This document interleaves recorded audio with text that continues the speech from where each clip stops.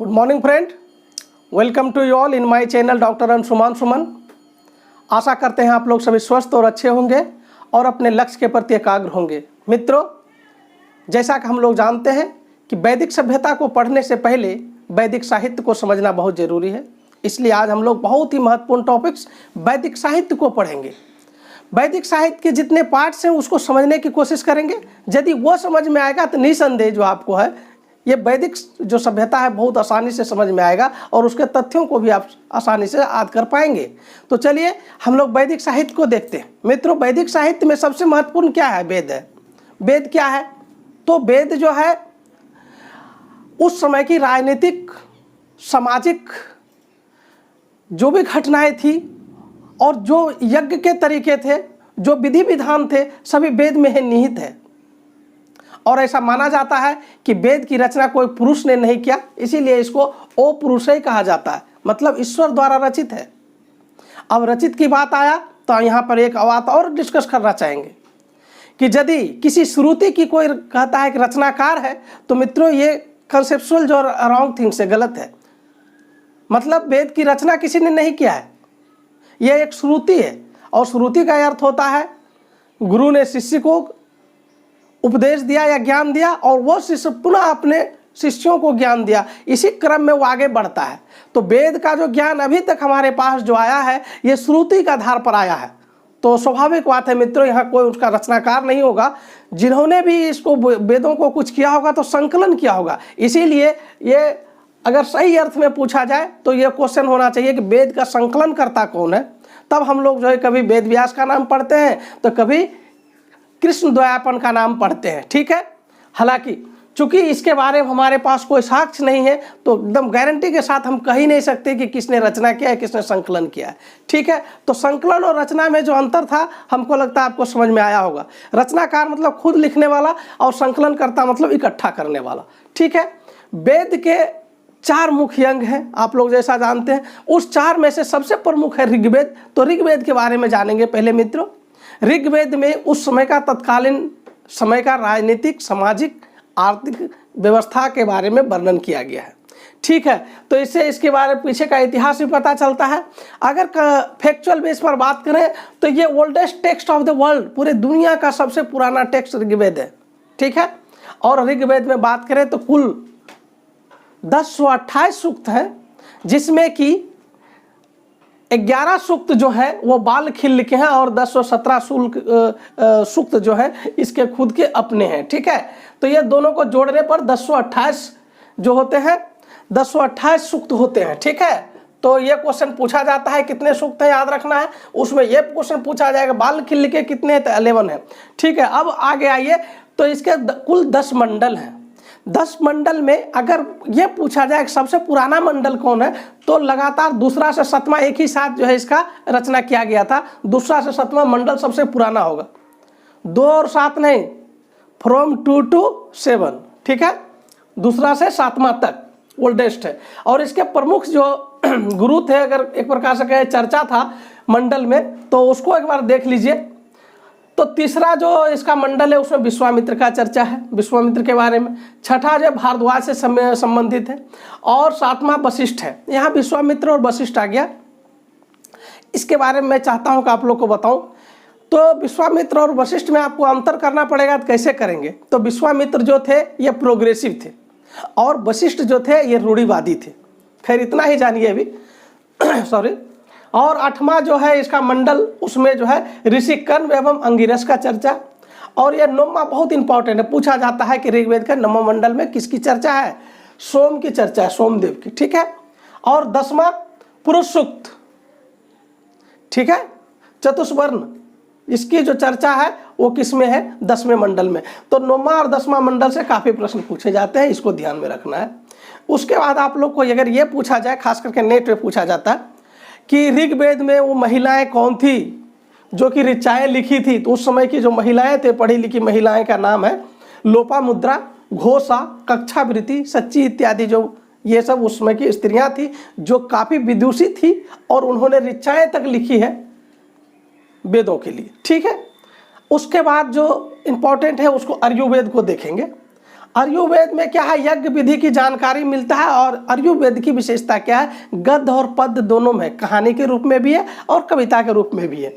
ठीक है, चलिए ब्राह्मण के बारे में बात करेंगे। तो ये जो है आयुर्वेद के बारे में जान गए। अब चलेंगे सामवेद के बारे में। सामवेद बहुत ही महत्वपूर्ण है और उसकी व्याख्यान से ही समझेगा कि भारतीय संगीत का सबसे प्राचीन पुस्तक अगर पूछा जाए कि भारतीय संगीत का सबसे प्राचीन पुस्तक कौन है, तो वो सामवेद है। ठीक है, और कृष्ण ने कहा था कि अगर वेदों में मैं कोई हूँ, अगर 4 वेद में अगर हमको चुनना पड़े तो मैं कौन हूँ, तो बोला मैं सामवेद हूँ, कृष्ण खुद बोले थे। ठीक है, उसके बाद अगर 75 सूक्त को छोड़ दिया जाए सामवेद का, तो सारे सूक्त जो है ऋग्वेद से संबंधित है। ठीक है, अब अथर्ववेद, अथर्ववेद की रचना सबसे अंतिम में हुआ। ठीक है, अब वहाँ पे यहाँ तक हम लोग संकलन के बारे में जानते थे कि तीनों वेद, ऋग्वेद, यजुर्वेद, सामवेद, अगर कोई किया संकलन किया होगा, लेकिन यहाँ पे अथर्ववेद की रचनाकार आपको मिलेंगे। यहाँ पे इसकी रचना होता है अथर्वा ऋषि या अंगिरस। ठीक है, तो इसकी रचना हुआ है। और अथर्ववेद संबंधित किससे है, तंत्र मंत्र, भूत प्रेत इत्यादि को किस प्रकार से वश में किया जाता है। ठीक है, तो ये अथर्ववेद में चर्चा है। भारतीय औषधि किस प्रकार से चिकित्सा किया जाता है, अथर्ववेद में चर्चा है। ठीक है, और ये जितने वेद थे, ऋग्वेद, यजुर्वेद, सामवेद, इसमें जो ये हमारा बिहार का यंग प्रदेश है और मगध प्रदेश है, इसकी चर्चा नहीं था, लेकिन अथर्ववेद में इसकी चर्चा है, मगध और अंग का। हम देखेंगे आगे जब हम लोग वैदिक सभ्यता पढ़ने लगेंगे तो उसमें इसको क्या कहा गया है, लेकिन अभी तक जानना है कि अथर्ववेद में अंग और जो है मगध की चर्चा है। ठीक है मित्रों, अब हम लोग जो है वेद एवं इसके उपवेद और कौन इसके अध्येता है उसके बारे में चर्चा करेंगे, जहां से काफी सारे प्रश्न पूछे जाते हैं। मित्रों, टेबुलर फॉर्म में बना दिया हूं, देखिए। ऋग्वेद का उपवेद जो है आयुर्वेद है। आयुर्वेद का मतलब होता है जहां पे चिकित्सा संबंधी ज्ञान होगा, आयुर्वेद का ज्ञान होगा, वो उसका उपवेद है। और इसका अध्येता जो है एक प्रकार से पुरोहित भी कह सकते हैं कि ऋग्वेद का पुरोहित कौन है, तो होत्री होता था। उसी प्रकार से सामवेद का उपवेद जो है गंधर्व वेद है। ठीक है, और इसका जो पुरोहित है उद्गाता है। फिर आयुर्वेद का जो उपवेद है वो धनुर्वेद है और इसका जो है पुरोहित अथर्वयु है। और उसके बाद लास्ट में अथर्ववेद, और इसका वेद जो है शिल्पवेद, और जो है इसका जो अध्येता है वो ब्रह्म है। और इसमें एक बीच में चौथा जो पुरोहित होता था ब्रह्म या ब्रह्मा, ये जो है मंत्रों के उच्चारण पर विशेष ध्यान देता था। ये नेट जेआरएफ में क्वेश्चन पूछा गया है कि जब यज्ञ होता था उसके मंत्रों का उच्चारण कौन देखता था, तो ब्रह्मा नामक क्या है पुरोहित देखता था। मित्रों, ये 4 है। इसको अगर हम याद करने का कुछ तरीका बताएं तो इसको बहुत आसानी से याद कर सकते हैं आप। जैसे ऋग्वेद है, ऋग्वेद आप जानते हैं कि ऋग्वेद सबसे महान वेद है, सबसे बड़ा वेद है। तो ऋग्वेद का काम क्या होगा, बड़े स्तर पर काम होगा, लोगों का इलाज कराना, चिकित्सा कराना, तो इसलिए उसका उपवेद आयुर्वेद है। ठीक है, और सामवेद देखिए, सामवेद में क्या है, गाने बजाने का काम गंधर्व लोग करते हैं, ब्राह्मण लोग करते हैं, घुमंतु लोग करते हैं, तो गंधर्व लोग करेंगे, तो सामवेद का हो गया गंधर्व वेद। और गाने से मतलब होता है उद्गाता, गाने वाला, तो सामवेद, इसको इससे कंसल्ट करके याद रख सकते हैं। आयुर्वेद को अगर थोड़ा सा आप इसको प्रोनाउंसिएशन को डाइवर्ट करें तो आयुर्वेद मतलब अर्जुन से समझिए, अर्जुन से समझ लीजिए। तो अर्जुन क्या चलाता है, तीर चलाता है, तो धनुर्वेद हो गया। ठीक है, तो अथर्ववेद का तो बहुत ही आसान है कि अंतिम में है अथर्ववेद। आप जानते हैं शिल्पवेद क्या है, शिल्प मतलब होता है घर इत्यादि, कंस्ट्रक्शन, आर्किटेक्चर इत्यादि बनाना, शिल्पवेद में। और आप लोग जानते हैं ये लास्ट का चीज़ है, तो अथर्ववेद भी लास्ट में आया, सारे वेदों के लास्ट में आया। ऋग्वेद, सामवेद, यजुर्वेद के बाद अथर्ववेद आया, तो शिल्पवेद भी उसी प्रकार से आएगा। तो इसको अगर लॉजिकली याद भी करेंगे तो याद हो जाएगा मित्रों। तो ये चारों वेद और उपवेद हमको लगता है आसानी से आपको समझ में आएगा। इसके कौन अध्येता थे ये भी आपको समझ में आया होगा। यहाँ पे कभी कभी आप लोग से अरण्यक के बारे में जानने का जिज्ञासा होता है, अरण्यक क्या होता है। तो अरण्यक क्या होता है मित्रों, अरण्यक जो है वन में लिखे गए जो साहित्य थे, वैदिक साहित्य, उसको अरण्यक कहा गया। और अरण्यक में क्या है आखिर विशेषता, तो हमने मैथमेटिकल फॉर्म में बताने की कोशिश किया है।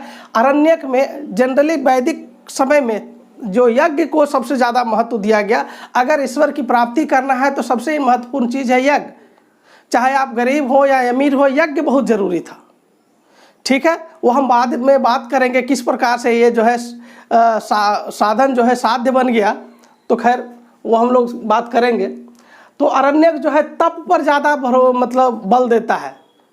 यज्ञ से ज़्यादा बल किस पर दिया है? तप पर, यानी तप के सहारे आप जो है मोक्ष की प्राप्ति कर सकते हैं।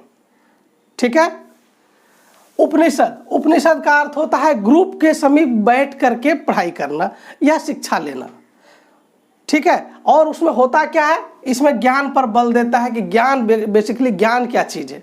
ठीक है, उसके बाद आपको देखने के लिए मिलेगा कि उपनिषद में आत्मा एवं ब्रह्मा का संबंध स्थापित करने की कोशिश किया गया है। आत्मा एवं ब्रह्म के बीच का संबंध अगर जानना है तो कहाँ पढ़ना पड़ेगा? आपको उपनिषद पढ़ना पड़ेगा। इसके 4 मुख्य उपनिषद हम लिखे हैं जो बहुत ही इंपॉर्टेंट प्रश्न पूछे जाते हैं, उसको हमने आपके सामने रखा। जैसे मुंडकोपनिषद में जैसे कहाँ से लिया गया है? मुंडकोपनिषद से। यम नचिकेता का जो संवाद है वो किस उपनिषद में है? कठोपनिषद में। ठीक है। आग्बलक्य एवं मैत्रेय संवाद, ठीक है, ये दोनों के बीच में डिबेट हुआ था, किस उपनिषद में है? तो बृहदारण्यक उपनिषद में है। और ये अल्लोपनिषद का जो रचना हुआ था अकबर के काल में हुआ था। तो ये चारों उपनिषद बहुत ही इंपॉर्टेंट हैं, यहाँ से प्रश्न पूछे जाते हैं इसी रूप में। तो खैर उसके बाद मित्रों हम लोग अरण्यक समझ गए, उपनिषद समझ गए, वेदांग को समझते हैं। वेदांग क्या है? वेदांग जो है वेदों की जो कभी कभी क्लिष्टता आ जाता है, जहाँ पे समझ स्थापित आसानी से नहीं होता है, उसको समझने के लिए वेदांग की रचना किया गया। और ये 6 हैं, जैसे कि शिक्षा, व्याकरण, निरुक्त, कल्प, छंद और ज्योतिष। जो आप कल्प देख रहे हैं, कल्प सूत्र पुनः 4 भाग में बटे हुए हैं।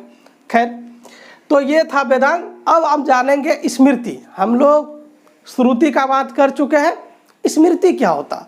स्मृति मतलब कोई आसान कहानी या कहानी को हम याद किए हुए हैं और उस कहानी के थ्रू किसी को उपदेश देते हैं, तो वो स्मृति होता है, यानी याद किया हुआ। ठीक है।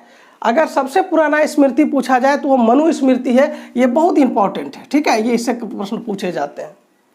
और अगर तुलना करके अगर देखा जाए कि स्मृति को ज़्यादा साहित्यिक दृष्टिकोण से अच्छा है या श्रुति, तो स्वाभाविक बात है श्रुति ज़्यादा इंपॉर्टेंट होगा और श्रुति का महत्व ज़्यादा होगा। क्योंकि हम जो बात करते हैं श्रुति में सुने हुए चीज़ की बात करते हैं, हम यहाँ पर बात कर रहे हैं याद किए हुए चीज़ का। तो याद किए हुए चीज़ में बहुत सारे चीज़ जो भूल भी सकते हैं। ठीक है, तो श्रुति इज मोर इम्पॉर्टेंट देन स्मृति। ठीक है, तो श्रुति में देखेंगे क्या है, जैसे श्रुति में वेद, उपनिषद, गीता। और जब गीता की बात आया मित्रों, हम लोग 4 वेद पढ़ते हैं। जानकारी के लिए बता दूं कि ये 5वां वेद जो है महाभारत को माना जाता है। महाभारत को पंचम वेद कहा गया है। ठीक है, महाभारत पंचम वेद। ठीक है, उसी प्रकार से स्मृति में आप मनुस्मृति, पुराण, महाकाव्य, आगम इत्यादि देखने के लिए मिलेंगे। ठीक है, उसके बाद चलते हैं पुराण। पुराण क्या है? पुराण जो है पुराणों की रचना जो है महाकाव्यों की रचना के बाद हुआ है। ठीक है, महाकाव्यों की रचना के बाद हुआ है। इसके जो रचनाकार हैं ये लोमहर्ष या उग्रश्रवा को माने जाते हैं। और इसमें क्या होता है, पुराणों से हमको फायदा क्या है? तो मित्रों पुराण में जो है वंशावली जो है बहुत ही बेहतर ढंग से दिया गया है, जो इतिहास लेखन के सामग्री में बहुत ही महत्वपूर्ण भूमिका निभाता है। ठीक है, आदि सृष्टि कैसे हुआ, वंशावली की इत्यादि पुराण में चर्चा मिलता है। ठीक है, और अंत में जब सारे चीज़ों को समझ गए तो हम लोग देखेंगे कि वैदिक साहित्य क्या है, वैदिक संहिता क्या है। तो वैदिक संहिता क्या है? संहिता को बहुत आसानी से आप समझ सकते हैं मित्रों। संहिता का अर्थ होता है कि जो काव्य पाठ होता है वेदों के, कविता के रूप में जो वेद के मंत्र हैं वो संहिता कहलाते हैं। मतलब वेदों के मंत्र वाला खंड या काव्य रूप में जो देवताओं की स्तुति किया गया है, ठीक है, उसको संहिता कहते हैं। तो स्वाभाविक बात है 4 वेद है तो 4 संहिता होंगे। ठीक है, अब यहाँ पे बात आया कि क्वेश्चन आपसे पूछा जाएगा कि वेद त्रयी क्या है।